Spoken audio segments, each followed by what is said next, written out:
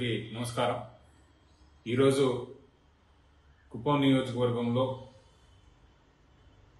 ఒక మహిళపై జరిగినటువంటి అత్యాచారం ఏదైతే వెలుగులోకి వచ్చిందో నారాయణపురం అనేటటువంటి ఒక ఏరియాలో ఒక మహిళను టీడీపీకి సంబంధించినటువంటి ఒక కార్యకర్త నిర్మానుషంగా సభ్య సమాజం సిగ్గుపడే విధంగా ఆమెను చెట్టుకు కట్టేసి మరి వారి కుటుంబ సభ్యులందరూ కలిసి ఆమె మీద దాడి చేసి ఆమె దగ్గర నుండి ఏదైతే డబ్బులు తీసుకోవాలి అనేటటువంటి ఉద్దేశంతో ఈ కార్యక్రమం చేసినారో ఇది అత్యంత హేయమైన చర్య।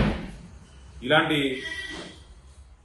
కార్యక్రమాలు నిజంగా కుప్పం నియోజకవర్గంలో జరుగుతున్నాయంటే విని నిజంగా చాలా మనస్తాపానికి కూడా గురవుతాం।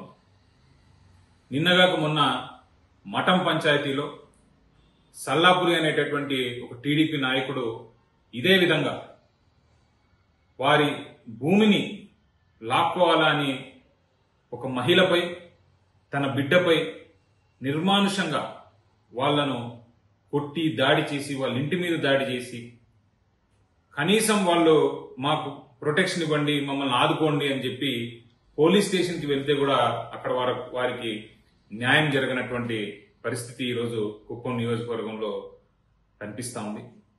ఇదంతా చూసి నిజంగా మనసు చాలా బాధేస్తా ఉంది।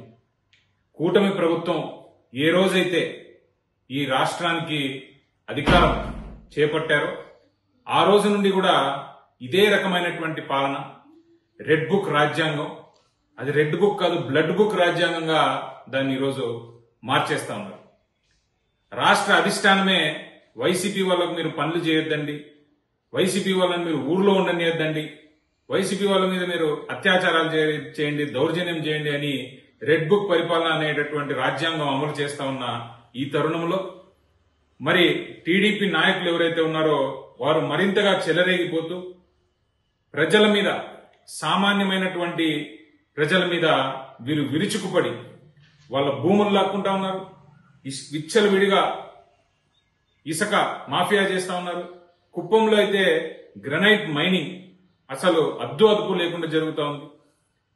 మరి రైస్ స్మగ్లింగ్ అయితే మరి 2 బార్డర్ స్టేట్స్ ఉన్నాయి మాకు, అసలు నియంత్రణ లేనటువంటి పరిపాలనగా మారిపోయింది। మరి ఒక ముఖ్యమంత్రి నియోజకవర్గమైనటువంటి కుప్పానికి ఈరోజు ఈ గతి పడడం అనేది చాలా చాలా చాలా సంకోచనమైనటువంటి విషయం। ఎటువంటి పరిస్థితుల్లో కూడా ఇలాంటి కార్యక్రమాలు జరగకూడదు, జరగనివ్వము అని వైసీపీ పార్టీ తరఫున మేము ఎవరికైతే అన్యాయం జరుగుతుందో, ఎవరి గొంతైతే వీళ్ళు నొక్కేయాలి అని ప్రయత్నం చేస్తా ఉన్నారో వారందరి తరఫున మేము వాళ్లకు సపోర్ట్ గా ఈరోజు నిలబడతాం।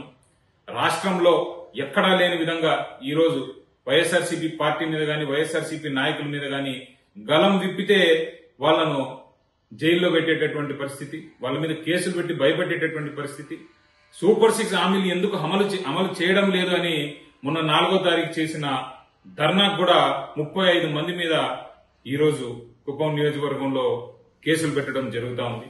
ఎన్ని కేసులు పెట్టినా, ఎంతమంది నోరు మీరు మూయించాలని ప్రయత్నం చేసినా కుప్పం నియోజకవర్గంలో వైఎస్ఆర్సీపీ పార్టీ తరఫున మేమందరం కూడా ప్రజల గొంతు అవుతాము, ప్రజలకు జరిగే అన్యాయాన్ని ప్రశ్నిస్తాము।